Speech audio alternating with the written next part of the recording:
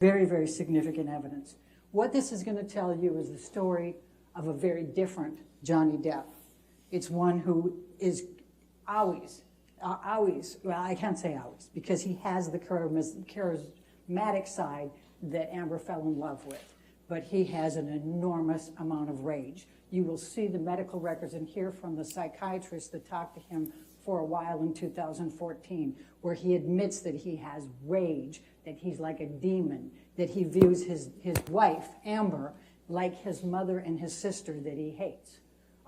That's what you will see. You will see that. And it'll be fueled by the alcohol and the drugs. Ben told you a little bit about that. You're going to see a list of his prescription drugs that his concierge doctor and team, who charge him $100,000 a month and have since 2014, and they are still his concierge doctors. That's the list of the medications he takes in one day that they prescribe. That doesn't include the cocaine. It doesn't include the ecstasy, the MDMA, the mushrooms, and all of the others. Now, it's during these rages that Mr. Depp engaged in verbal, emotional, physical, and sexual abuse. They started dating, and by both accounts, fell madly in love. She loved the side of Johnny that we see in the movies, the charismatic one, the charming one, the generous one. That's the man she fell in love with. But sadly, the monster came in the way. And that monster would come out when he was drinking and when he would take the drugs.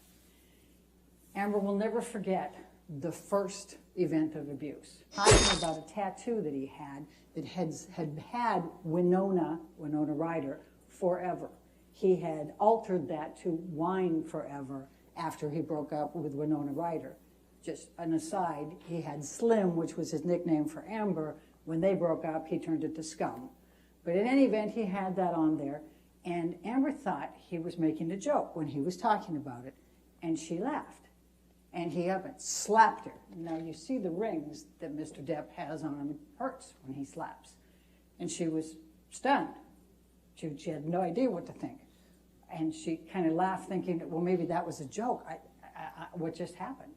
And he slapped her again. And then she just froze and just looked. And then he hit her again, and this time it knocked her right off the sofa onto the ground. And she remembers her face was in this dirty, filthy carpet. That's what she remembers and fixated on, the dirty carpet. And she's thinking, oh my God, I have to leave. I have to leave. But I love him.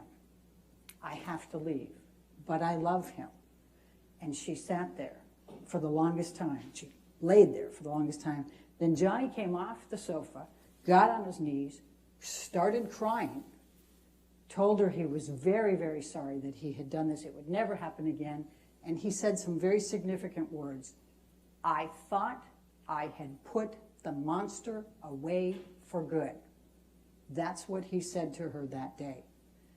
Well, Amber ended up leaving that day, and she went out to her car, her Mustang, and she remembers that it was cold, and she sat in the car for the longest time, and she remembers watching her breath because it was cold, and she was thinking, I have to leave him, but I love him. She just kept thinking that.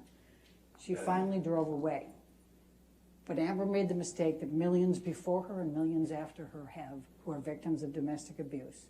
She chose to stay and try to fix the problem, and thinking that she could do that.